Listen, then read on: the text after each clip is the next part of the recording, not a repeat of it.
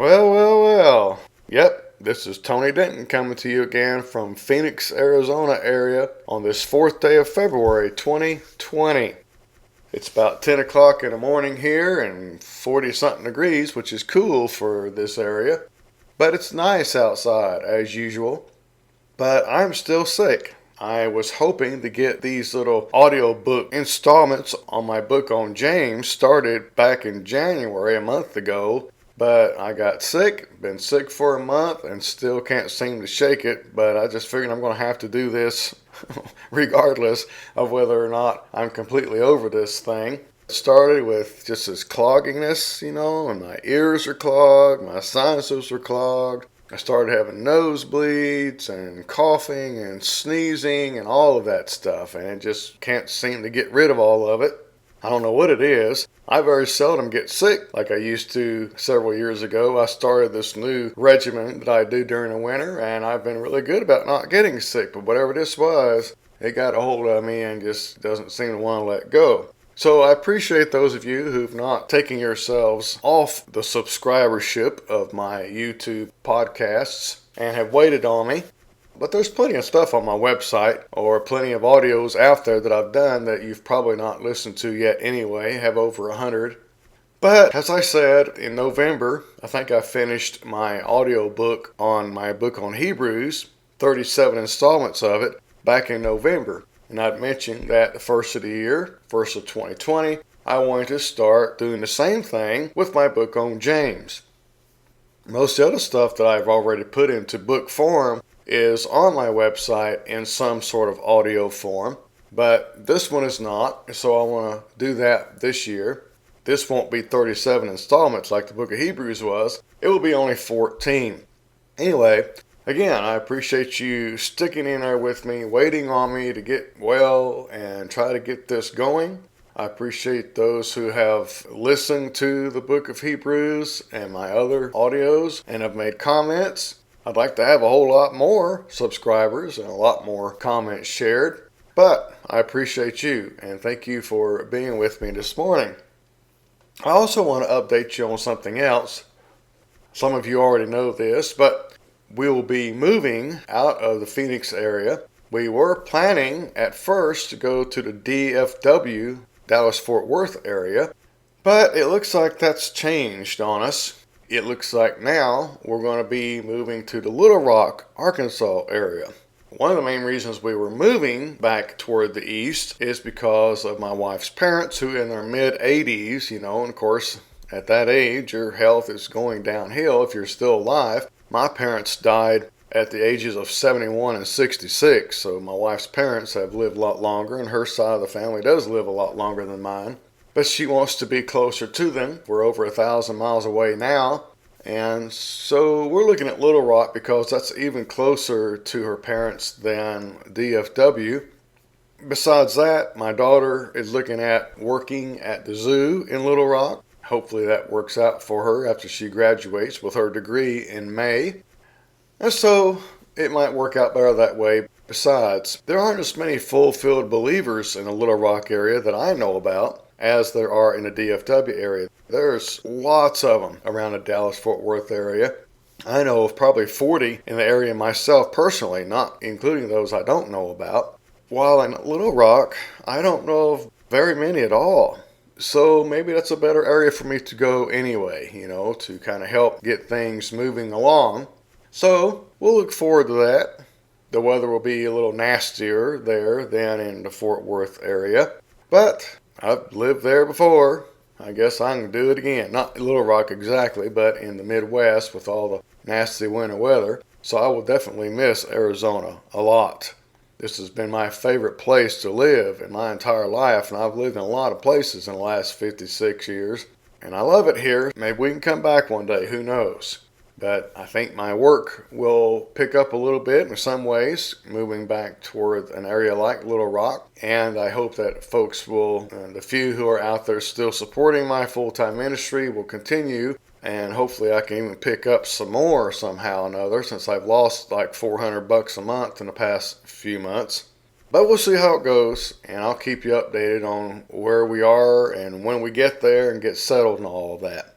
In the meantime, between now and probably April, I'm hoping to get all 14 of these audiobook installments on my book on James done.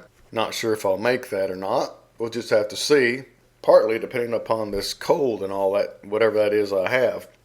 Yeah, I've spent the first 6 minutes of this just kind of going on and on about stuff. I was kind of catching up with you. Besides, I'm not going to be able to start into the introduction right off the bat here anyway because it's too long. So I just kind of wanted to give a shorter first installment here, which may end up making it 15 installments.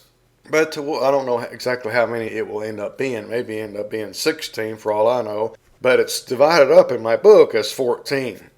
So let's think about how we're going to start this now. Again, the name of my book is James, From Persecuted to Perfected, Fulfilled. If you don't have the book, I would love for you to get a copy. It's only 10 or 12 bucks, and I think that even includes postage. And you can get it on Amazon, but I actually hope you'll get it through me to avoid Amazon taking part of my royalties, because I don't get that much in the first place. But you can order from me at tedenton64 at hotmail.com. tedenton64 at hotmail. So let me hear from you. I'll send you a copy and you can follow along at times with this if you're not listening to these in the car or while you're cutting your lawn or something like that. But that's the name of the book, James, From Persecuted to Perfected, Fulfilled. Kind of like the way I titled my Hebrews book, Hebrews, From Flawed to Flawless, Fulfilled. So that's on the title page of the book if you're following along. And I copyrighted the book when I published it on my firstborn's birthday, July 25th, 2017, his birthday anniversary. I'm not sure how old he was at that time. I think 31. Anyway, if any of you out there discover anything in what I share with you in these audios through my book on James, if you believe there's something doctrinal that's false or something else that's not even that important perhaps and you want to share with me, you can write below the YouTubes in the comments section, or you can email me at the email address I just gave you. Let me know your thoughts. Let me hear from you. You might share something with me that will make me change something in the book. Being a self-published type book, I'm able to go in and make changes so that people who buy the book after I make those changes have the updates. So I appreciate comments that are helpful and constructive and make things better for my book and also eventually for my audios of the book. So now I'm on the preface part of the book and I'll share that with you now.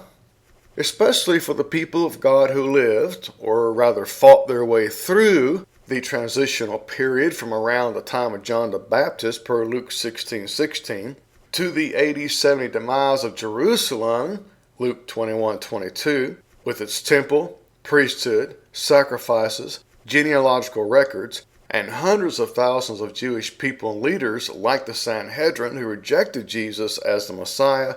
This little piece of inspired literature that we call James had to be the most practical of all the letters.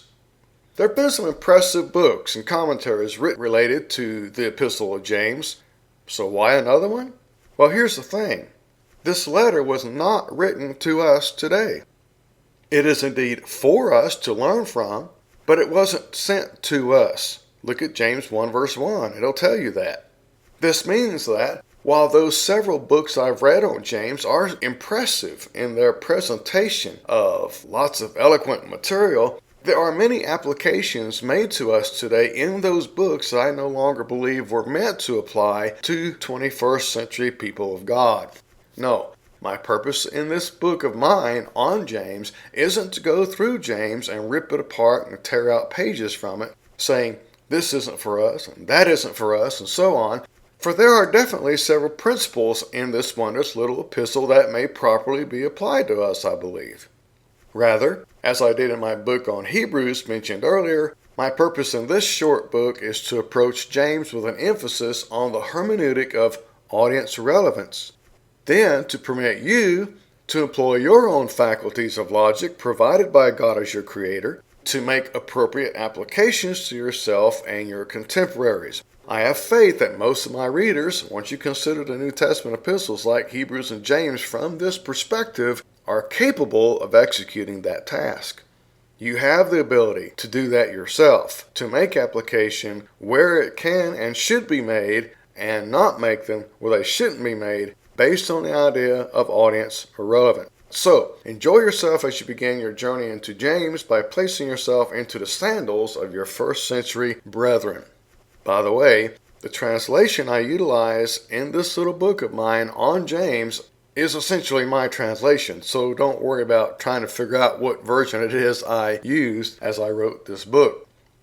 And actually, it didn't even start out as a book. It started out 20-some years ago as a series of studies through the book of James. In fact, I held meetings, 10-day meetings around the country, going through the book of James. And I really enjoyed doing that. It has changed a little bit over the years as I've tried to continue growing and learning and so on. But it finally got to the point where it seemed like something that would be good to put into book form. So I finally did that.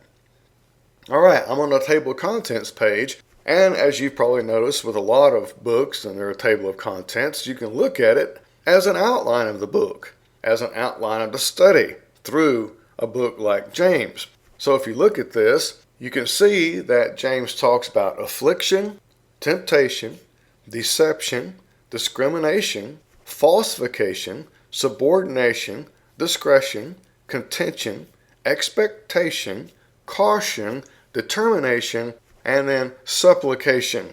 And then I even have a couple of appendices of studies on James and the tongue and the Greek term mellow that's used in James as well as in a lot of other letters of the New Testament, of course. And later on, beginning at page 10, there'll be 2 or 3 pages with this outline much more detailed. And I probably won't go through that with you. You can just see it in the book when you get a copy, unless you already have a copy. Well, I think what I'm going to do at this point, this is 14 minutes, and the introduction is too long to start into it now. So I think I'll close about now and go ahead and do a separate audio on the introduction. In fact, the introduction is even too long for one installment, I think, so I will probably even split that in half. So, anyway, again, thank you for being with me as we begin our journey into my book called James, From Persecuted to Perfected, Fulfilled, Studies on the wonderful, practical book of James. So I'll catch you on the flip side. Have a great day.